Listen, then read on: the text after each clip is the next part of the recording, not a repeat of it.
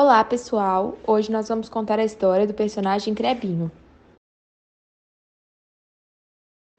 Crebinho era um adulto saudável que decidiu participar de um programa de aventura. Em uma manhã de domingo, assistiu ao programa Largados e Bioquimados, em que um grupo de voluntários é submetido a um desafio de sobrevivência ao extremo.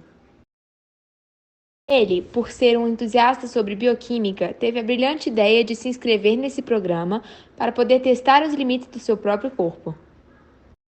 Sabendo que estava sujeito a passar por um longo período de jejum, Crebinho decidiu se preparar em um farto rodízio de churrasco, imediatamente antes de ser largado no meio da floresta.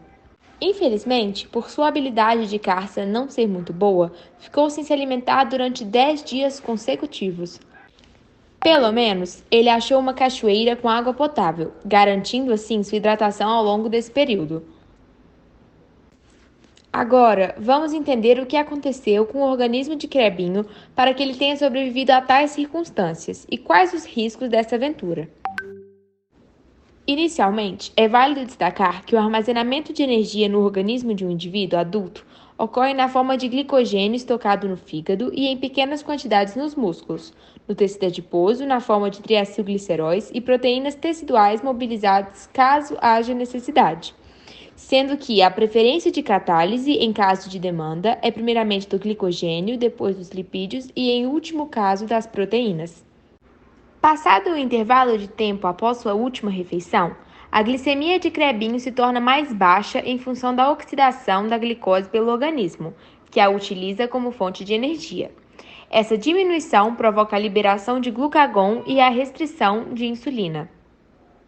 O glucagon estimula a glicogenólise no fígado, geralmente após 4 horas após a última refeição, e nos músculos produzindo glicose. A glicose 6-fosfatase livre, produzida no fígado por gliconeogênese ou por glicogenólise, é liberada para a corrente sanguínea. Entretanto, esse processo é insuficiente para manter níveis plasmáticos adequados de glicemia, em função da alta demanda de glicose, ocorrendo uma captação reduzida de glicose pelos músculos e adipócitos regulada pela diminuição da insulina e, consequentemente, a não mobilização dos transportadores de glicose GLUT4. No estado inicial de jejum de Crebinho, a manutenção da glicemia ocorre por meio de 2 fatores principais.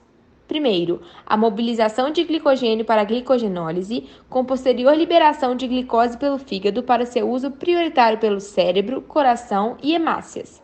Em segundo lugar, a lipólise, que libera ácidos graxos armazenados no tecido adiposo utilizados principalmente pelos músculos e pelo fígado. Além disso, no estado de jejum prolongado de Crebinho, a proteólise é utilizada.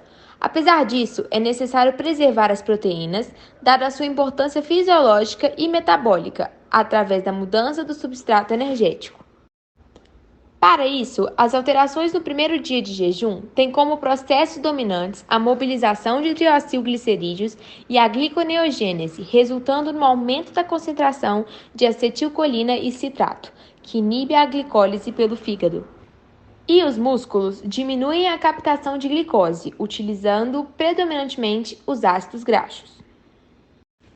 Logo, após 3 dias de inanição, ocorre o aumento da produção de corpos cetônicos a partir dos lipídios pelo fígado, permitindo a utilização do acetoacetato como principal fonte de energia pelo cérebro e pelo coração.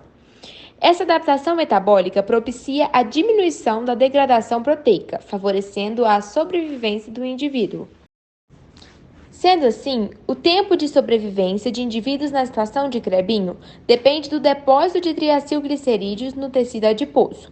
Nesse sentido, quando as reservas de glicogênio e triacilglicerídeos estão esgotadas, a única fonte de energia disponível é a proteólise, que gera uma perda da função cardíaca, perda da função hepática e renal, resultando então no óbito do indivíduo.